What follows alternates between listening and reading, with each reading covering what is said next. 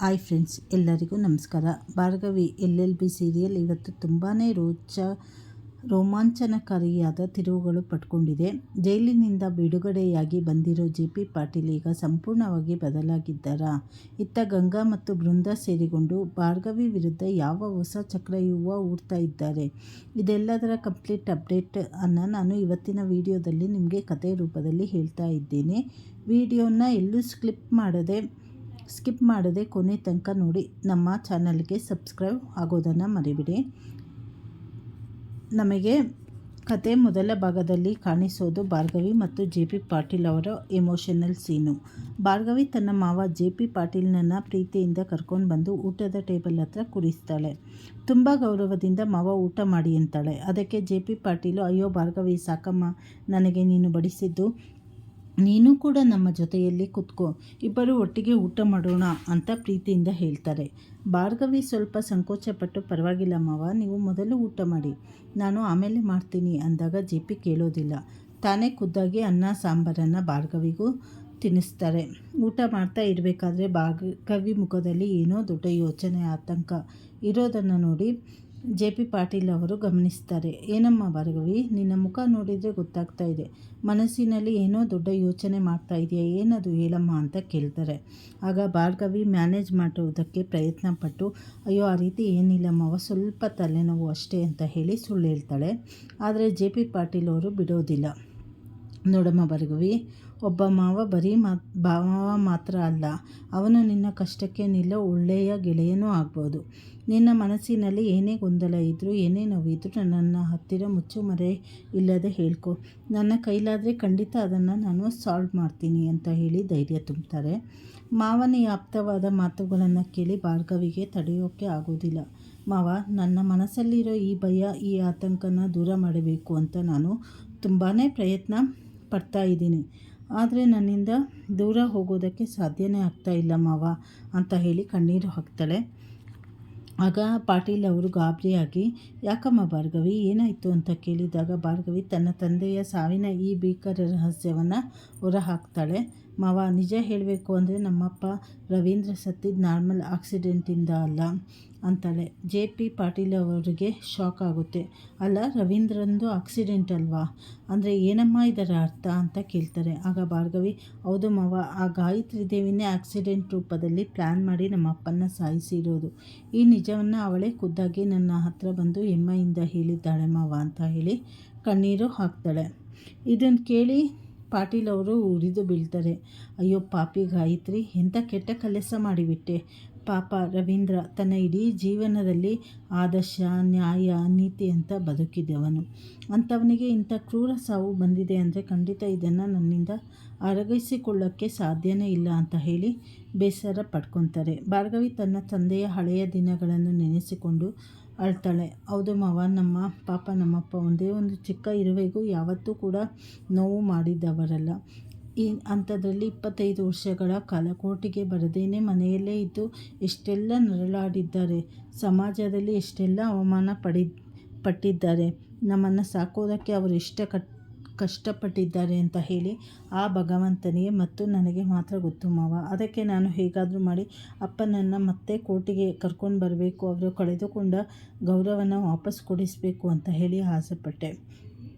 ನಾನು ಅಂದ್ಕೊಂಡಾಗೆ ಅಪ್ಪ ಕೋರ್ಟಿಗೆ ಬಂದರು, ನಿಮ್ಮ ವಿರುದ್ಧನೇ ಒಂದು ಕೇಸ್ ಕೂಡ ಗೆದ್ದರು, ಇನ್ನೇನೆಲ್ಲವೂ ಮುಗೀತು, ಇನ್ಮೇಲಾದರೂ ನಮ್ಮ ಕುಟುಂಬ ಖುಷಿಯಾಗಿ ಇರ್ಬೋದು ಅಂದ್ಕೊಂಡ ಆ ಕ್ಷಣದಲ್ಲೇ ಗಂಗಾ ನಮ್ಮಪ್ಪನ ಪ್ರಾಣನೇ ತೆಗೆದು ಬಿಟ್ಟರು ಮಾವ. ಪಾಪ ನಮ್ಮಪ್ಪ ಯಾವ ಅನ್ಯಾಯನೂ ಮಾಡದೇನೆ ಅವರ ಕುತಂತ್ರಕ್ಕೆ ಬಲಿಯಾಗಿಬಿಟ್ರು ಅಂತ ತನ್ನ ಒಡಲಾಳದ ಬೇಸರ ತೋರ್ಪಡಿಸ್ತಾಳೆ. ಪಾಟೀಲ್ ಭಾರ್ಗವಿಯ ತಲೆ ಸವರಿ, ಭಾರ್ಗವಿ, ನಿನ್ನ ನೋವೇನು ಅಂತ ನನಗೆ ಚೆನ್ನಾಗಿ ಅರ್ಥ ಆಗುತ್ತೆ, ಆದರೆ ನೀನೇನು ತಲೆ ಕೆಡಿಸ್ಕೊಂಬೇಡ, ರವೀಂದ್ರ ಸಾವಿಗೆ ನಾನು ಖಂಡಿತ ನ್ಯಾಯ ಕೊಡಿಸ್ತೀನಿ ಅಂತ ಹೇಳಿ ಮಾತು ಕೊಡ್ತಾರೆ. ಆಗ ಭಾರ್ಗವಿ, ನ್ಯಾಯ ಅಂದರೆ ಏನು ಮಾವ, ಸತ್ತಿರೋ ನಮ್ಮಪ್ಪನಂತೂ ಮತ್ತೆ ಬದುಕಿ ಬರುವುದಕ್ಕೆ ಸಾಧ್ಯ ಇಲ್ಲ ತಾನೇ ಅಂತ ಹೇಳಿ ಅಸಹಾಯಕತೆಯಿಂದ ಕೇಳ್ತಾಳೆ. ಅದಕ್ಕೆ JP ಪಾಟೀಲು, ಹಾಗಂತ ಗಂಗಾ ಮಾಡಿರೋ ತಪ್ಪನ್ನು ಹಾಗೆ ಬಿಡುವುದಕ್ಕೆ ಆಗೋದಿಲ್ಲ ಭಾರ್ಗವಿ, ಆ ಗಂಗಾ ನನ್ನ ಗೆಳೆಯ ನಮ್ಮಪ್ಪ ಯಾವ ಅನ್ಯಾಯ ಮಾಡದೇನೆ ಅವರ ಕುತಂತ್ರಕ್ಕೆ ಬಲಿಯಾಗಿಬಿಟ್ರು ಅಂತ ಹೇಳಿ ತೋರ್ಪಡಿಸಿದಾಗ ಈ ಕಡೆ ಭಾರ್ಗವಿ ನಿನ್ನ ನೋವೇನು ಅಂತ ಹೇಳಿ ನನಗೆ ಚೆನ್ನಾಗಿ ಅರ್ಥ ಆಗುತ್ತೆ, ಆದರೆ ನೀನೇನು ತಲೆ ಕೆಡಿಸ್ಕೊಳ್ಬೇಡ, ರವೀಂದ್ರ ಸಾವಿಗೆ ನಾನು ಖಂಡಿತ ನ್ಯಾಯ ಕೊಡಿಸ್ತೀನಿ ಅಂತ ಹೇಳಿ ಮಾತು ಕೊಡ್ತಾರೆ. ಆಗ ಭಾರ್ಗವಿ, ನ್ಯಾಯ ಅಂದರೆ ಏನು ಮಾವ, ಸತ್ಯನು ನಮ್ಮಪ್ಪನಂತೂ ಮತ್ತೆ ಬದುಕಿ ಬರುವುದಕ್ಕೆ ಸಾಧ್ಯ ಇಲ್ಲ ತಾನೇ ಅಂತ ಅಸಹಾಯಕತೆಯಿಂದ ಕೇಳ್ತಾಳೆ. ಅದಕ್ಕೆ ಪಾಟೀಲ್ ಅವರು, ಹಾಗಂತ ಗಂಗಾ ಮಾಡಿರೋ ತಪ್ಪನ್ನು ಹಾಗೆ ಬಿಡೋಕ್ಕೆ ಆಗೋದಿಲ್ಲ ಭಾರ್ಗವಿ, ಆ ಗಂಗಾ ನನ್ನ ಗೆಳೆಯ ರವೀಂದ್ರನನ್ನು ನನ್ನಿಂದ ಕಿತ್ಕೊಂಡಿದ್ದಾಳೆ ಅಂದ ಮೇಲೆ ಅವಳಿಗೆ ಒಂದು ಗತಿ ಕಾಣಿಸದೆ ನಾನು ಬಿಡಲ್ಲ. ರವೀಂದ್ರ ಬದುಕಿದ್ದಾಗ ಅವನಿಗೂ ನಾನು ಎಷ್ಟೋ ತೊಂದರೆ ಕೊಟ್ಟಿದ್ದೇನೆ, ಅವಮಾನ ಮಾಡಿದ್ದೇನೆ, ಕೊಡಬಾರದ ಹಿಂಸೆ ಕೊಟ್ಟಿದ್ದೀನಿ. ಆದರೆ ಇವತ್ತು ಅವನ ಸಾವಿಗೆ ನ್ಯಾಯ ಕೊಡಿಸೋ ಮುಖಾಂತರ ನನ್ನ ಹಳೆಯ ಪಾಪಗಳನ್ನು ನಾನು ಪಶ್ಚಾತ್ತಾಪದ ಕಣ್ಣೀರಿನಿಂದ ತೊಳ್ಕೊತೀನಿ ಅಂತ ತುಂಬ ಎಮೋಷ್ನಲ್ ಆಗಿ ಹೇಳ್ತಾರೆ. ಭಾರ್ಗವಿಗೂ ಮಾವನ ಬದಲಾವಣೆ ನೋಡಿ ತುಂಬ ಖುಷಿಯಾಗತ್ತೆ. ಆಗ ಪಾಟೀಲ್ ಅವರು, ಯಾಕೋ ಭಾರ್ಗವಿ, ನಿನಗೆ ನಿಮ್ಮಪ್ಪನ ನೋಡಬೇಕು ಅಂತ ಅನ್ನಿಸ್ತಾ ಇದೆಯಾ, ಒಂದು ನಿಮಿಷ ಕಣ್ಣು ಮುಚ್ಚು ಅಂತ ಹೇಳ್ತಾರೆ. ಭಾರ್ಗವಿ ಕಣ್ಮುಚ್ಚಿದಾಗ ಜೆ.ಪಿ. ಪಾಟೀಲ್ ತಾನೇ ತನ್ನ ಕೈಯಾರೆ ಪ್ರೀತಿಯಿಂದ ಅವಳಿಗೆ ತುತ್ತು ಉಣಿಸ್ತಾರೆ. ಹೌದು ಭಾರ್ಗವಿ, ನಿನಗೆ ನಿಮ್ಮಪ್ಪನನ್ನು ವಾಪಸ್ ತಂದು ಕೊಡುವುದಕ್ಕೆ ನನ್ನಿಂದ ಸಾಧ್ಯ ಇಲ್ಲದೆ ಇರಬಹುದು, ಆದರೆ ಅವರು ಇದ್ದಾಗ ಒಬ್ಬ ತಂದೆಯಾಗಿ ನಿನಗೆ ಏನೆಲ್ಲ ಮಾಡ್ತಾ ಇದ್ದಾರೋ ಆ ಎಲ್ಲ ಕರ್ತವ್ಯವನ್ನು ಇನ್ಮೇಲೆ ಈ ಮಾವ ಮಾಡ್ತಾನೆ ಅಂತ ಹೇಳಿ ಭಾವನಾತ್ಮಕವಾಗಿ ಹೇಳ್ತಾನೆ. ಇನ್ನೊಂದೆಡೆ ಹೊಸ ತಿರುವು ಪಡೆದುಕೊಳ್ಳೋದು ಗಂಗಾ ಮತ್ತು ಬೃಂದಾಳ ಸೀನ್ನಲ್ಲಿ. ಗಂಗಾ ತನ್ನ ಕೋಣೆಯಲ್ಲಿ ತುಂಬ ಟೆನ್ಷನ್ನಿಂದ ಕೂತಿರ್ತಾಳೆ. ಅಲ್ಲಿಗೆ ಬೃಂದ ತುಂಬ ಫ್ರೆಶ್ ಆಗಿರೋ ಜ್ಯೂಸ್ ಗ್ಲಾಸ್ ತಗೊಂಡು ಬರ್ತಾಳೆ. ಅತ್ತೆ, ನಿಮಗೋಸ್ಕರ ಫ್ರೆಶ್ ಆಗಿ ಜ್ಯೂಸ್ ತಗೊಂಡು ಬಂದಿದ್ದೀನಿ, ಕುಡಿಯಿರಿ ಅಂತಾಳೆ. ಆದರೆ ಗಂಗಾ ಹೆದರಿ, ಏನು ಜ್ಯೂಸ, ನನಗೆ ಬೇಡ, ತಗೊಂಡು ಹೋಗಿ ಇಲ್ಲಿಂದ ಅಂತ ರೆಗ್ತಾಳೆ.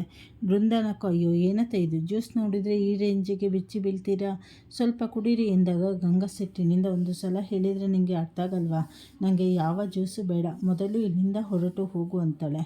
ಆಗ ಬೃಂದ ಜೋಕ್ ಮಾಡ್ತಾ, ಯಾಕತ್ತೆ, ಇದರಲ್ಲಿ ಏನಾದರೂ ವಿಷಯ ಇರುತ್ತೆ ಅಂತ ಭಯಪಡ್ತಾ ಇದ್ದೀರಾ, ಸರಿ ಬಿಡಿ, ಹಾಗಾದರೆ ನಿಮ್ಮ ಎದುರೇ ನಾನೇ ಮೊದಲು ಇದನ್ನು ಕುಡಿದು ತೋರಿಸ್ತೀನಿ ಅಂತ ಜ್ಯೂಸ್ ಕುಡಿತಾಳೆ.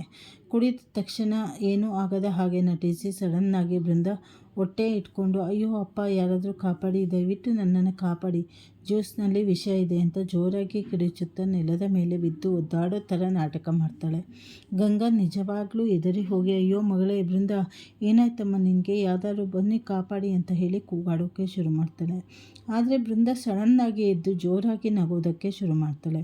ಅಯ್ಯೋ ಅತ್ತೆ, ನಿಜವಾಗ್ಲೂ ನನಗೆ ಏನಾದರೂ ಆಯಿತು ಅಂತ ಇಷ್ಟೊಂದು ಭಯಪಟ್ಟ, ನನಗೆ ಏನೂ ಆಗಿಲ್ಲ, ನಾನು ಸುಮ್ಮನೆ ತಮಾಷೆ ಮಾಡಿದೆ ಅಂತಾಳೆ. ಗಂಗಂಗೆ ವಿಪರೀತ ಕೋಪ ಬಂದು, ನಿನಗೇನಾದರೂ ತಲೆ ಕೆಟ್ಟಿದೆಯಾ ಬೃಂದ, ಇಂಥ ಬದುಕಿನ ವಿಚಾರದಲ್ಲಿ, ಸಾವು ಬದುಕಿನ ವಿಚಾರದಲ್ಲಿ ಯಾರಾದರೂ ಈ ಥರ ಕೀಳು ತಮಾಷೆ ಮಾಡ್ತಾರಾ, ನಿನಗೆ ಸ್ವಲ್ಪನೂ ಬುದ್ಧಿ ಇಲ್ವಾ ಅಂತ ಬೈತಾಳೆ. ಬೃಂದ ಮುಖ ಸಣ್ಣಗೆ ಮಾಡಿಕೊಂಡು, ಯಾಕತ್ತೆ ಇಷ್ಟೊಂದು ಕೋಪ ಮಾಡ್ಕೊತೀರಾ, ಒಂದು ಸಣ್ಣ ಜೋಕ್ ಮಾಡಿದ್ದಕ್ಕೆ ಇಷ್ಟೊಂದು ಆಗ ಗಂಗಾ ತನ್ನ ಅಸಲಿ ಭಯವನ್ನು ಹೇಳ್ತಾಳೆ. ಹೌದು ಕಣೆ ಬೃಂದ, ಈ ಭಾರ್ಗವಿ ನನಗೆ ಈ ರೇಂಜಿಗೆ ಭಯ ಹುಟ್ಟಿಸಿದ್ದಾಳೆ. ಈಗ ನನಗೆ ಊಟ, ತಿಂಡಿ, ನೀರು ಏನು ನೋಡಿದರೂ ಭಯ ಆಗುತ್ತೆ. ಯಾವ ವಸ್ತುವಿನಲ್ಲಿ ವಿಷವಿಟ್ಟು ನನ್ನ ಸಾವನ್ನು ಅವಳು ತಗೊಂಡು ಬರ್ತಾಳೋ ಅಂತ ನನಗೆ ದಿನವಿಡೀ ಆತಂಕ ಆಗ್ತಾ ಇದೆ ಅಂತಾಳೆ. ಅದಕ್ಕೆ ಬೃಂದ ಕೂಡ ಹೂಗೂಡುತ್ತಾ, ಹೌದತ್ತೆ, ನೀವು ಹೇಳೋದು 100ಕ್ಕೆ 100 ನಿಜ. ಈ ಮಾವ ಜೈಲಿನಿಂದ ಬಂದಾಗಿನಿಂದಲೂ ಆ ಭಾರ್ಗವಿ ತಲೆ ಮೇಲೆ ಇಟ್ಕೊಂಡು ನಡೆಸ್ತಾ ಇದ್ದಾರೆ. ಅದಕ್ಕೆ ಭಾರ್ಗವಿ ಹಾರಾಟ ಇತ್ತೀಚೆಗೆ ತುಂಬಾ ಜೋರಾಗಿದೆ ಅಂತ ಹೇಳಿ ತಾನು ಕೋಪ ಮಾಡ್ಕೊಳ್ತಾಳೆ.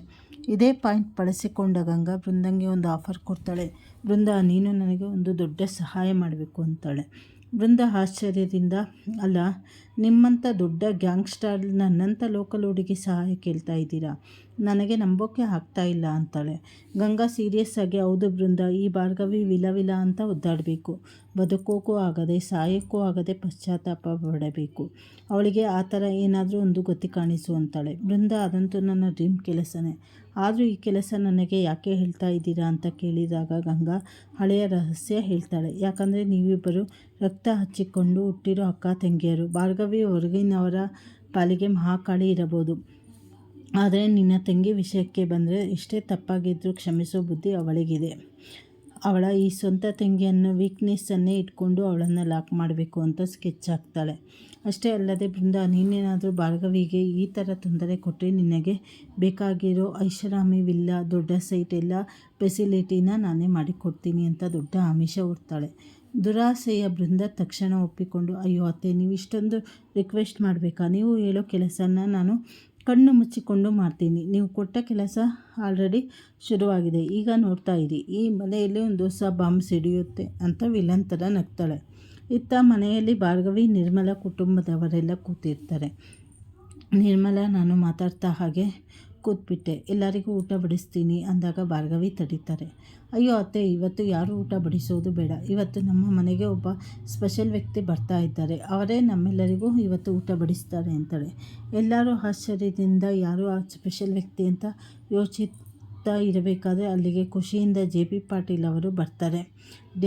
ಅರ್ಜುನ್ ಡ್ಯಾಡ್, ಯಾರೋ ಸ್ಪೆಷಲ್ ಗೆಸ್ಟ್ ಬರ್ತಾರೆ ಅಂತ ಭಾರ್ಗವಿ ನೀವಾ ಅಂದಾಗ JP ನಕ್ಕು, ಅರ್ಜುನ್, ನನಗಿಂತ ಸ್ಪೆಷಲ್ ವ್ಯಕ್ತಿ ಬೇಕು ನಿನಗೆ, ಇವತ್ತು ನಾನೇ ನನ್ನ ಕೈಯಾರೆ ನಿಮ್ಮೆಲ್ಲರಿಗೂ ಊಟ ಬಡಿಸ್ತೀನಿ ಅಂತಾರೆ. ನಿರ್ಮಲ ತಡೆದರೂ ಕೇಳದೆ, ಪ್ಲೀಸ್ ನಿರ್ಮಲ, ನಾನು ಜೈಲಲ್ಲಿ ಇರಬೇಕಾದ್ರೆ ನನ್ನ ಫ್ಯಾಮಿಲಿನ ತುಂಬಾ ಮಿಸ್ ಮಾಡಿಕೊಂಡಿದ್ದೀನಿ. ಈ JP ಪಾಟೀಲ್ ದುಡ್ಡಿನ ಹಿಂದೆ ಬಿದ್ದು ಜೀವನದ ಚಿಕ್ಕ ಚಿಕ್ಕ ಖುಷಿನ ಕಳ್ಕೊಂಡಿದ್ದ. ಆದರೆ ಇನ್ನು ಮುಂದೆ ಹಾಗಾಗಲ್ಲ. ಈ JP ಪಾಟೀಲ್ಗೆ ಇನ್ಮೇಲೆ ತನ್ನ ಫ್ಯಾಮಿಲಿನೇ ಸರ್ವಸ್ವ ಅಂತ ಎಲ್ಲರಿಗೂ ಪ್ರೀತಿಯಿಂದ ಊಟ ಬಡಿಸ್ತಾರೆ. ಊಟದ ಮಧ್ಯೆ JP ಪಾಟೀಲ್, ಜಗನ್ ಎಲ್ಲಿ, ಅವನು ಕಾಣ್ತಾ ಇಲ್ಲ, ಅವನ ಜೊತೆ ತುಂಬ ಮಾತಾಡಬೇಕು ಅಂದಾಗ ಭಾರ್ಗವಿ, ಅವನಿಗೆ ಏನೋ ಬಿಸ್ನೆಸ್ ಮೀಟಿಂಗ್ ಇತ್ತಂತೆ, ಹಾಗಾಗಿ ಬೆಳಿಗ್ಗೆನೇ ಎದ್ದು ಹೋದ್ರು ಮಾವ ಅಂತಾಳೆ. ಅದಕ್ಕೆ JP, ಸರಿ ನೀವೆಲ್ಲ ಊಟ ಮಾಡಿ, ನಾನು ಕಷ್ಟದಲ್ಲಿದ್ದಾಗ ನನಗೆ ದೊಡ್ಡ ಮೊತ್ತದ ದುಡ್ಡನ್ನು ಹೊಂದಿಸಿ ಕೊಟ್ಟಿದ್ದು ನನ್ನ ತಮ್ಮ ಜಗನ್, ಅವನು ಕೂಡ ನನ್ನ ಫ್ಯಾಮಿಲಿನೇ, ಅವನು ಬಂದಮೇಲೆ ಅವನ ಜೊತೆ ಮಾತಾಡಿಕೊಂಡು ಒಟ್ಟಿಗೆ ಊಟ ಮಾಡ್ತೀನಿ ಅಂತ ಜಗನ್ಗಾಗಿ ತುಂಬ ಪ್ರೀತಿಯಿಂದ ಕಾಯುತ್ತಾ ಕೂತಿರ್ತಾರೆ. ಆದರೆ ಕಥೆಯ ಅಸಲಿ ಟ್ವಿಸ್ಟ್ ಇಲ್ಲೇ ಇರೋದು ಫ್ರೆಂಡ್ಸ್. JP ಪಾಟೀಲ್ ಜಗನ್ಗಾಗಿ ಕಾಯ್ತಾ ಇರಬೇಕಾದ್ರೆ ಜಗನ್ ಮತ್ತು ಅವನ ಕಡೆಯವರು ಮನೆಗೆ ಎಂಟ್ರಿ ಕೊಡ್ತಾರೆ. ಆದರೂ ಅವರೇ ಪ್ರೀತಿಯಿಂದ ಬರೋದಿಲ್ಲ. ಬದಲಿಗೆ JP ಪಾಟೀಲ್ ಅವರನ್ನು ಮತ್ತು ಇಡೀ ಕುಟುಂಬವನ್ನು ಮನೆಯಿಂದ ಆಚೆ ಹಾಕೋದಕ್ಕೆ ದೊಡ್ಡ ಕುತಂತ್ರ ಮಾಡಿಕೊಂಡು ಬಂದಿರ್ತಾರೆ. ಹೌದು, ಜಗನ್ ಈಗ JP ಪಾಟೀಲ್ ಅವರನ್ನು ಮನೆಯಿಂದಲೇ ಹೊರದಬ್ಬಲು ಸಜ್ಜಾಗಿದ್ದಾನೆ. ಇದರ ಹಿಂದೆ ಬೇರೆ ಯಾರೂ ಇಲ್ಲ, ಗಂಗಾಳ ಆಫರ್ಗೆ ಬಲಿಯಾದ ಬೃಂದಾಳ ದೊಡ್ಡ ಕುತಂತ್ರ ಅಡಗಿದೆ ಅನ್ನೋದು ಸ್ಪಷ್ಟವಾಗುತ್ತೆ. ಮುಂದಿನ ಸಂಚಿಕೆಯಲ್ಲಿ JP ಪಾಟೀಲ್ ಬೀದಿಗೆ ಬೀಳ್ತಾರಾ, ಭಾರ್ಗವಿ ಜಗನ್ ಮತ್ತು ಬೃಂದಾಳ ಸಂಚನ್ನು ಹೇಗೆ ಎದುರಿಸ್ತಾಳೆ ಅನ್ನೋದನ್ನು ಮುಂದಿನ ಅಪ್ಡೇಟ್ನಲ್ಲಿ ನೋಡೋಣ.